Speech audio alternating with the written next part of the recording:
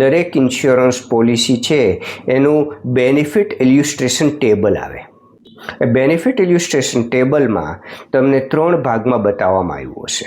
પહેલો ભાગ હશે ગેરંટેડ રિટર્ન, કે જેમાં આ પોલિસીમાં ઓફર કરવામાં આવેલું રિટર્ન કેટલું ગેરંટેડ છે એ તમે ત્યાંથી જાણી શકશો. બીજું હોય છે non guaranteed. Non guaranteed return છે એમાં 2 પાર્ટ હોય છે. એક પાર્ટમાં 4% અને એક પાર્ટમાં 8% રિટર્ન.